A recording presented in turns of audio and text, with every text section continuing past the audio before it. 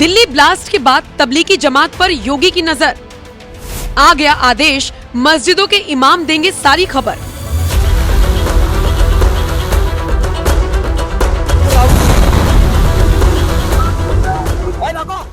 वो तारीख थी 10 नवंबर 2025। वक्त था शाम 6:52। ये दिन हर दूसरे दिन की तरह आम नहीं था, बल्कि इसे तो इतिहास के पन्नों पर दर्दनाक रूप से दर्ज होना था। ऐसे दर्ज होना था कि जब जब इसका जिक्र हो, लोगों की रूह कांप जाए। जब जब उसकी तस्वीरें दिखाई दें, तब तब लोगों के आंसू निकल जाएं। भयंकर ब्लास्ट में 11 गाड़ियों के परखच्चे उड़े और 10 से ज्यादा की मौत हो गई। गृह मंत्रालय ने मामले की जांच NIA को सौंपते हुए इसे आतंकी हमला माना था। इस हमले को हुए एक हफ्ते से ज्यादा का वक्त बीत गया। मामला सुलझने के बजाय दिन पर दिन उलझता जा रहा है। पूरे देश में इस ब्लास्ट के बाद हाई अलर्ट है। बात अगर उत्तर प्रदेश की करें तो यूपी की योगी सरकार सुरक्षा के लिहाज से कोई भी कसर छोड़ने को तैयार नहीं है।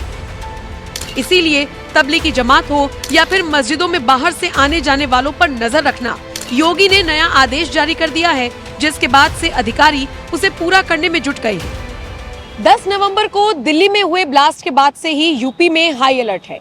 मथुरा, अयोध्या, काशी जैसे शहरों पर खासा फोकस किया गया है।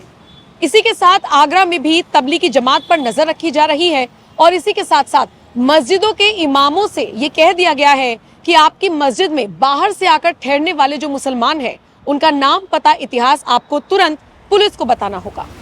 किसी भी शहर की बड़ी बड़ी मस्जिदों में तबलीगी जमात से जुड़े मुस्लिमों को रुकने की इजाजत होती है। आमतौर पर 3 से 7 दिनों तक रुकने की इजाजत दी जाती है। किसी भी शहर की बड़ी मस्जिद में इस तरह से रुकना आम बात है, लेकिन मस्जिद में रुककर कहीं कोई अपने मंसूबों को अंजाम तो नहीं दे रहा। योगी सरकार इसे लेकर अब बेहद सतर्क है। आगरा में हर साल भारी संख्या में बाहर से जमात के लोग आते हैं और मस्जिदों में रुकते हैं। जैसे हमने कई बार देखा है कि कश्मीर के मुसलमान आते हैं शॉल बेचने के लिए, गर्म कपड़े बेचने के लिए, तो वो भी मस्जिदों में ही रुकते हैं।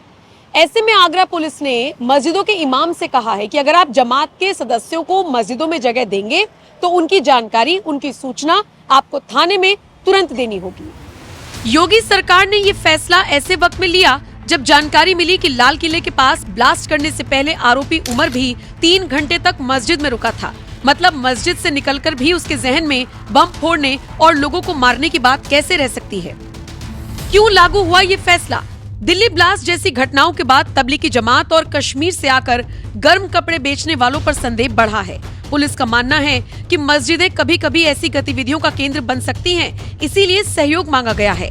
मस्जिद में ठहरने वाले तबलीगी जमात के सदस्यों की सारी जानकारी, जैसे नाम, आधार, संपर्क, ठहरने का कारण, सब बताना होगा।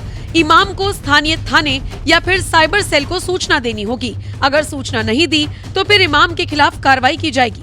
ये पुलिस एक्ट 1861 की धारा 15A के तहत जारी किया गया है, जो धार्मिक स्थलों पर संदिग्ध गतिविधियों की निगरानी की इजाजत देता है। बहरहाल योगी का तो यही कहना कि अपराधी यूपी से दूर रहना, फिर चाहे वो बुर्के वाली डॉक्टर शाहीन हो या फिर पूरा D गैंग, यानी डॉक्टर वाला वो पूरा गैंग जिसने दिल्ली में ब्लास्ट जैसी बड़ी साजिश को अंजाम दिया। सरदार पटेल की एकता की विचारधारा का जिक्र करते हुए सीएम योगी ने हाल ही में कैसे आतंकी सोच रखने वालों को चेतावनी दी थी, आइए वो भी सुन लीजिए। पिछले 7 वर्ष में जो विकास यहाँ का हुआ है, यह स्टैच्यू ऑफ यूनिटी और सरदार सरोवर के तट पर हुए विकास और टूरिज्म के एक बेहतरीन केंद्र को ही हम नहीं देख रहे हैं। ये भारत के विकास की एक प्रतिकृति भी है। भारत का विकास इन्हीं मूल्यों पर, इन्हीं आदर्शों पर हुआ है और भारत प्रकाश पर्व इस बात का उदाहरण है।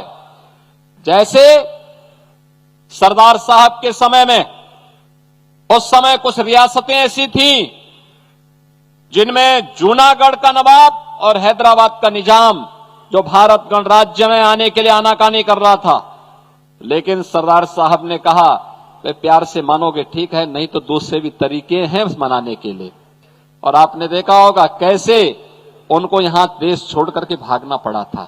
नया भारत, नया भारत, भारत की सुरक्षा, भारत की संप्रभुता और भारत की अखंडता के साथ कोई समझौता नहीं करता है। जो भारत की सुरक्षा में सेंध लगाएगा उसकी कीमत चुकाएगा। जो भी भारत के नागरिकों की सुरक्षा में सेंध लगाने का तो साहस करेगा उसकी कीमत उसको चुकानी ही पड़ेगी। ये नया भारत समय आने पर उस प्रकार का जवाब देता है। पिछले 11 वर्षों में हमने इन सब कार्यों को अपने आंखों से देखा है। हर भारतवासी ने इसको महसूस किया है।